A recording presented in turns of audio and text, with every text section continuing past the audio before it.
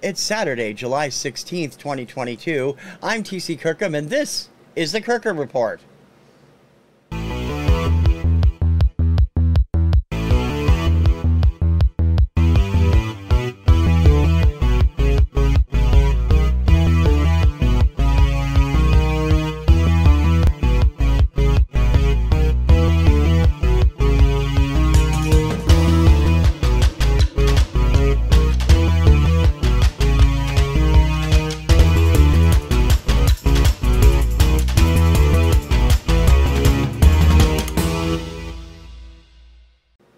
Hey VC guys and gals and everyone else watching, I'm TC Kirkham, the Kirkham Report. Welcome to my weekly magazine series.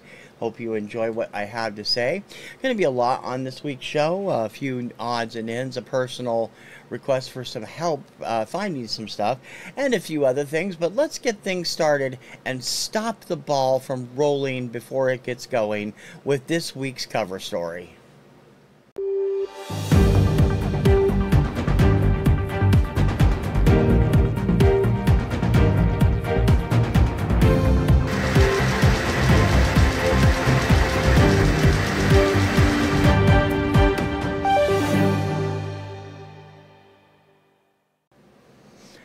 Did you hear there's a vinyl slowdown? Vinyl's not selling as much as it was?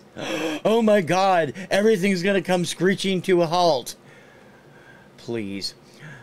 I swear, when it comes to business stuff, people get so out of sorts easily. So I'm going to try and nip this in the bud before a whole bunch of other channels start streaming about this report that appeared yesterday at the Billboard Pro section.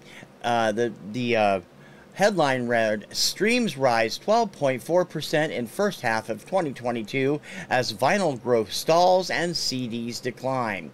And Ed Chrisman went on to give a whole bunch of numbers for the various formats. But, you know, vinyl has fallen, you know, it's only 1% up from where it was. You know something? Vinyl is not dying. Don't even say that. Now, from a business standpoint, it might be. The record industry is an incredibly greedy one, if you haven't noticed before, and they like to charge top dollar for practically everything that they put out, even when it's not worth it. Vinyl's huge boom last year was the biggest sales in vinyl since the 1980s. Did not come overnight for any other than one reason: the pandemic. People who got out of vinyl years ago were getting back in and introducing new persons to vinyl for the first time because there was nothing else to do. You were stuck in the house for a better part of a year, and even as 2021 started growing and started getting out more and more, COVID getting less and less virulent in some places, it spurred a huge growth in vinyl. That huge growth has stopped cold, or almost cold, but it was expected to. This is the whole thing. People who have always been vinyl buyers, like, you know, most of the VC, are going to continue to be vinyl buyers, and as long as it's put out, they will buy it. But there are some extenuating circumstances. Record labels have been announcing price increases for the last 6 months. And guess what, people? We're at what they said, 9% inflation, I think. People have to spend money on necessities. Vinyl becomes an elective purchase. It's not something that you're going to be buying a lot of. I have curtailed my purchases way back this year because I'm running out of space and because the prices are getting too high. I didn't even do anything at the second record store day drop after buying a ton during the first one. Vinyl isn't dying, and it's not really slowing down. It's catching up with the market. The market exploded exponentially because of the pandemic. It was something to do. Introduce new people, get back into it yourself. I'm one of those people. I hadn't bought a vinyl album in 20 years until 2020, and ever since then I've gotten back into it in a big way, and I'm going to stay that way probably for the rest of my life. I enjoy vinyl. I enjoy music of all kinds. But to start a needless panic over vinyl disappearing, it just wouldn't make any sense. And that's exactly what this Billboard article was attempting to do.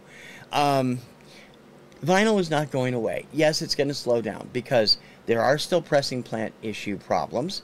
The labels are not putting as much into it as they were because they're not making the huge profit that they anticipated from their exorbitantly high prices on some of their record store day titles.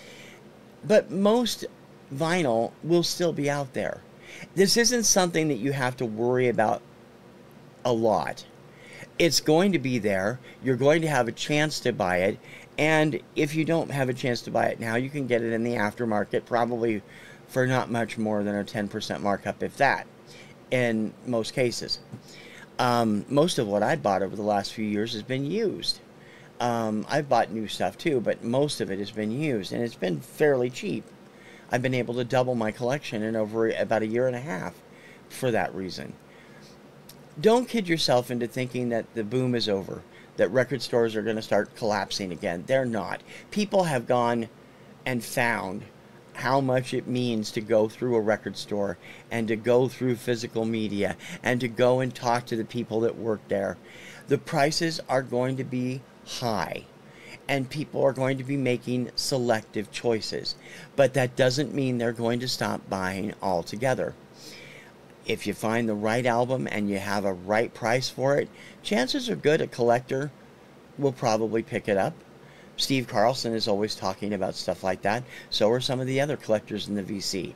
They keep their eye out for good deals and they grab them when they can. I'm the same way. And so are most vinyl owners, including some of the newer ones that have come into it in the last couple of years. Don't buy into the argument that vinyl is dying. And don't buy into the idea that CDs are not going to resurge. They are. They're much cheaper than vinyl now. They're continuing to grow, even though it's a slow growth, because people are reluctant to buy CDs if they're vinyl people, and people who don't buy CDs as a rule will generally stream. So CDs are not going to grow as fast as vinyl did those 2 years, but it will continue to grow.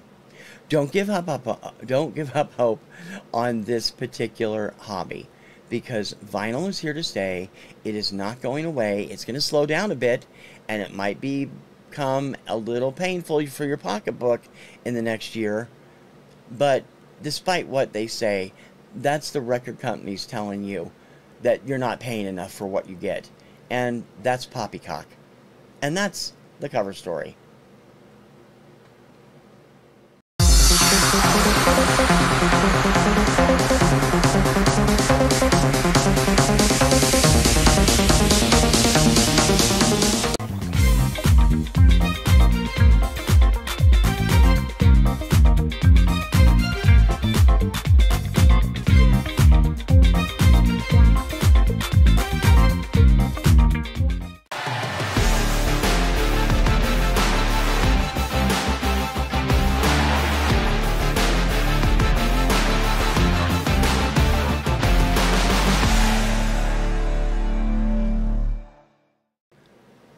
Another quick lot of 45s from Dawn and Mary at Two Hip Chicks this week.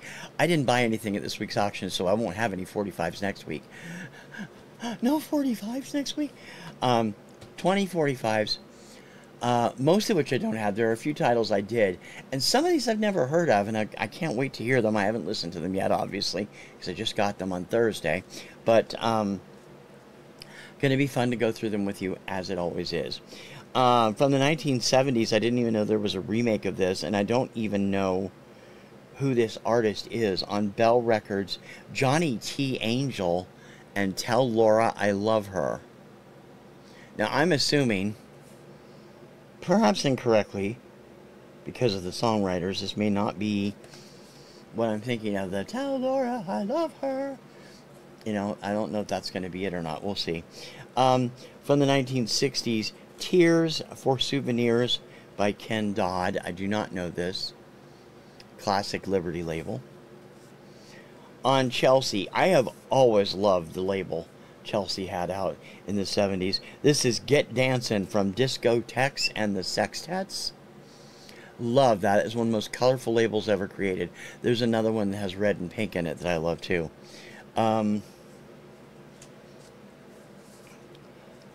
Classic from Carl Douglas, Kung Fu Fighting.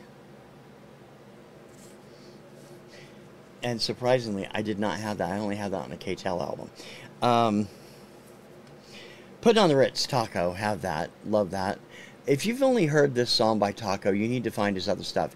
He is an amazing artist and singer and performer who does some incredible stuff outside of this. His version of La Vie en Rose is mind-blowingly good. Sir Duke from Stevie Wonder, have this, a couple of those already from Dawn and Mary. I don't know this one either, but it's hardcore disco, according to Discogs. Hollywood Hot and Hollywood Hot Instrumental. Hollywood Hotter Instrumental from the 11th Hour.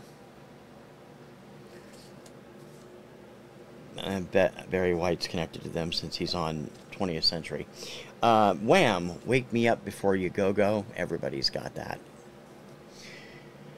I don't know this at all. I'm curious to find out some of the backstory. I'm going to have to look it up. Artist is named Tommy Graham and Friends. The song is called Sahajia. This is a demo, promo copy. Is backed with David's song. I'm not sure what that is. The early 70s yellow and red Big Tree label. White Lies, Blue Eyes from Bullet. Johnny Mathis and Denise Williams, Love Won't Let Me Wait. And Johnny Mathis, Lead Me to Your Love. This is also a demo as stamped on the back. Blue Note, Blue Thumb. ABC Blue Thumb belonged to Lane at some point. Keep That Same Old Feeling by the Crusaders and Till the Sun Shines. Lane Mayo, or what it looks like. There's Lane and Mayo. Some here that I have already. Night Fever by the Bee Gees. I don't think I have this pressing because I don't remember that font. So I'll have to check mine. Elton John, Nobody Wins. Have the picture sleeve of this on my other one. This one, I do not know what this is. It's on United Artists, which in the 70s became known as a folky label, except for a couple of acts. Dick Feller, Biff the Friendly Purple Bear, and Goodbye California. I have no idea what this is. He's a Liar by the Bee Gees from their unfortunately non-big hit album Living Eyes in 1981. People had gotten tired of them at that point, I think. Sundown, Gordon Lightfoot, everybody knows that. Great song from him. Promo copy of Simone by Henry Gross. This is on A&M. I did not know he was on A&M at any point. I always have everything else I have by him is on Life Song, which isn't out doesn't exist anymore. And Sire Records, Sire Polydor, the Push Bike song and Who Loves You by the Mixtures. And one picture sleeve, and boy was it ever a picture sleeve. I did not have this. I used to have it when I was a kid. When I was a kid, I would tend to get rid of the 45s. If I got the albums, I would give them to friends. So I did that with this, but now it's back in my collection and with a pristine picture sleeve. Rainy Days and Mondays, Carpenters. So that is my haul for this week. Dawn, thank you very much. And Mary, thank you very much. I also have a box of Star Trek and Starlog magazines I picked up from them. I haven't opened that yet. It's out in the other room. Hopefully we'll have some more stuff out of the box next week.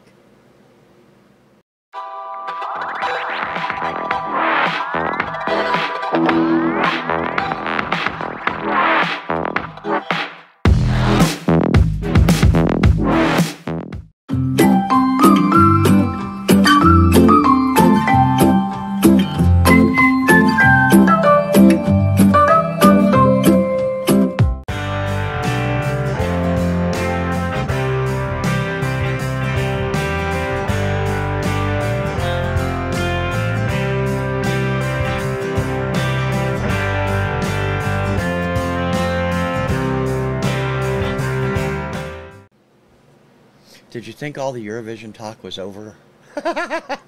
It's not. It was announced this week that Latin America will be getting in on the Eurovision trend. Eurovision Song Contest Latin America will be an official part of the Eurovision family of shows starting in 2023. It is going to be held, I believe, in Brazil. I haven't got all of the information yet, but it is coming to fruition. Next year, 2023, will also be the first edition of Eurovision Canada, and it is still up in the air whether the American Song Contest will return. No firm renewal from NBC, but I think they made a 3-year deal for Eurovision, so I think that means it will be back, hopefully with an updated format. One of the biggest problems with the American Song Contest this year was the format they used. It needs to be cut down and put in 1 week's worth of shows. My suggestion, make sure that the American entries are limited to 3 minutes, just like the European entries are in Eurovision, and cut it to 3 semifinals and 1 finals, all telecast the same week, maybe Sunday, Tuesday, Thursday, and Saturday, and divide the 3 semifinals, the 56 states and territories, into 3 semifinals with a grand total of maybe 24 finalists, and do it all in 1 week. And above everything else, and I think this is important, one of the things that bugged me about the American Song Contest is what's going to bug me about it in American television. Too damn many commercials. Eurovision is broadcast without commercial interruption. American Song Contest needs to get on the bandwagon with that. They need to do a block of, if they do it, you know, follow my prescription here for 3 semifinals and a finals. You can have a commercial block before you start the competition. You'll have all the songs compete, then you'll have another commercial block, and you'll have another one during the interval. So you'll have a chance to have that, like 3 or 4 minutes worth, but you cannot break up the songs. That's part of the issue. A lot of people thought that the American Song Contest was lame, but we really enjoyed it. We had a lot of fun listening to the songs. Unfortunately, none of them have become major hits, but Alexa's Wonderland, the winner, has gotten airplay around the country. So is Michael Bolton's final song, Beautiful World. I really do think that this is going to take off eventually, but it needs time to grow. You need to work the bugs out, and they need to figure out how to rejigger the juries, because the juries sucked this year, and they need to do it in a single week rather than over an 8-week period. They need to follow the Eurovision formula. If you're going to do a Eurovision show, you've got to follow the Eurovision formula. Canada has committed to that, so has Latin America. America needs to do the same. So anyway, I'll be bringing you updates on this, all of this stuff as it comes up, and we should have the start of Junior Eurovision coverage in September, and that is contest fever for this week.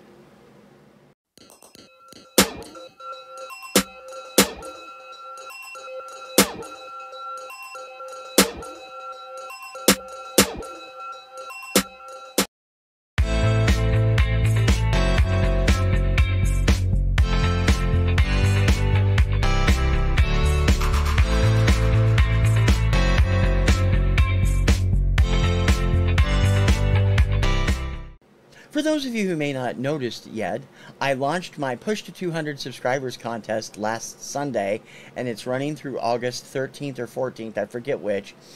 It's really simple. There'll be a link in the show notes. Go over and watch the video. You need to show me 10 records, CDs, cassettes, or whatever in your collection that you think no one else in the vinyl community has or will admit to having. Oh, I'll add that here, because people think, oh, well, he's talking about rarities. Not necessarily. It might just be stuff you're embarrassed to admit you have. You know me, I'm not embarrassed to admit anything I have, because I don't. I subscribe to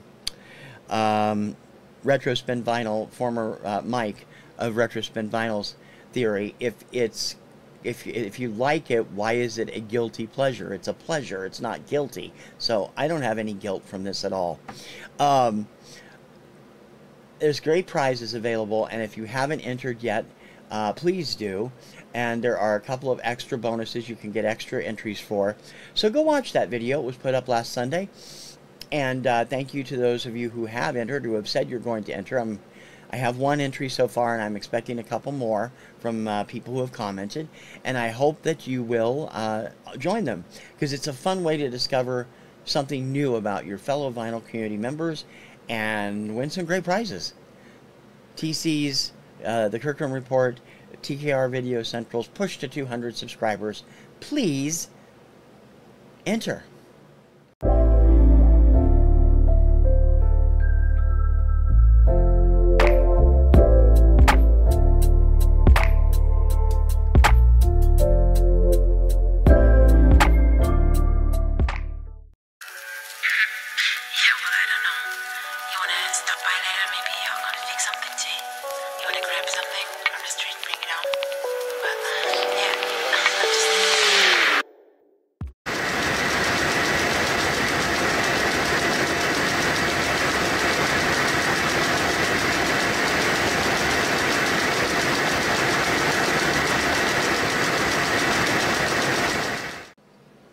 Okay, all you techies out there, I don't normally ask for help on stuff, but this is something that's a personal project of mine, and I'm having a great deal of difficulty finding stuff. It has nothing to do with vinyl. It has to do with television. I'm working on a project that I'd like to have done sometime next year, that is my own personal project about it. And I'm trying to time it with the anniversary of my mother's 90th birthday next year. I've been through YouTube. I've connected with some people that I talked to over the internet looking for this stuff, and nobody has found it yet. So I'm reaching out to the people in the vinyl community who have currently or have lived in Ohio in the 1970s. I'm looking for recordings of weather bulletins from 1970 to 1975, particularly those coming from the three major stations in Columbus. What was it at the time? I think it was WLWT at the time. It's now WCMH, Channel 4. WTVN, now WSYX, Channel 6, and WBNS, Channel 10. If you have later ones from WTTE, Channel 28 from the 80s, I'll take those too. But I'm really looking for the ones from the 1970s. Looking for the graphics, the voiceovers, everything. And we can figure out how to exchange videos if you have them. I know there's quite a few people that live in the Midwest, and some people that don't live there have footage from this area. So if you can find these, let me know, please. There's an email in my show notes, or leave me a comment or something, so I will, we can get together and talk about this. I'm interested in this kind of stuff because of personal reasons, and like I said, I'm trying to do a project that I want to get done by my mother's anniversary next year, which would be April 9th. So if you know of anybody, if you have them, it's an oddball thing to ask the vinyl community for, I know. But you can help me out here. Once again, weather bulletins, television. I can take radio ones too from the Columbus area. That would be cool. Columbus, New York, all the different radio stations. That would be cool. But I'm looking primarily for LWT, Channel 4, now WCMH, WTVN, now WSYX, Channel 6, and WBNS, Channel 10, from 1970 to 1975. If you have anything, or you know somebody, or you can get somebody in touch with me, I would really, really appreciate it. And thank you in advance.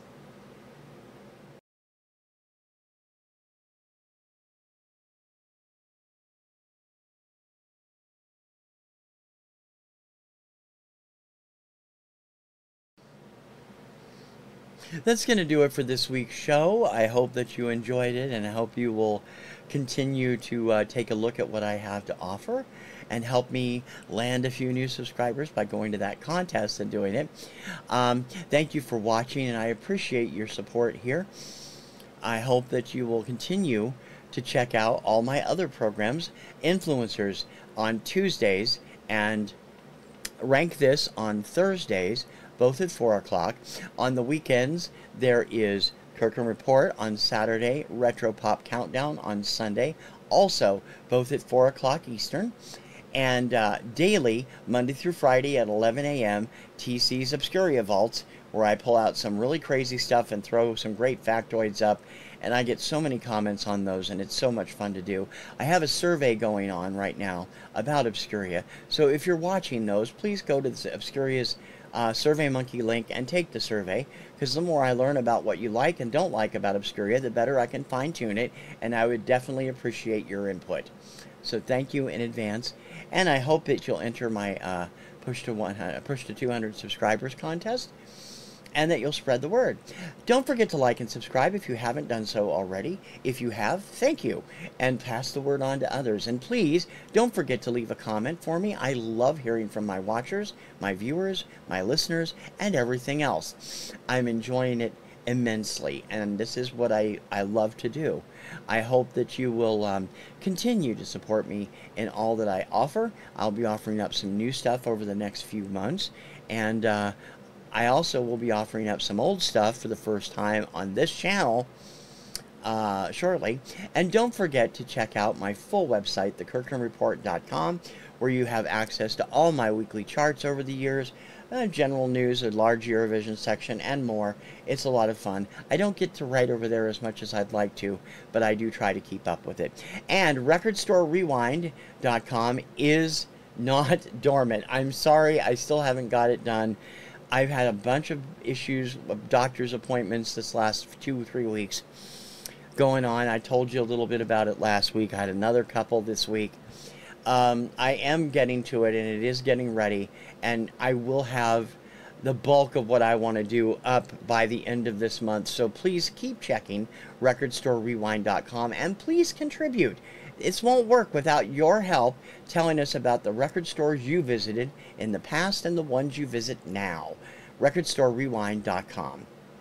Until next time on the Kirkham Report, I hope that you will have a great week. I'm TC Kirkham. Ciao, baby.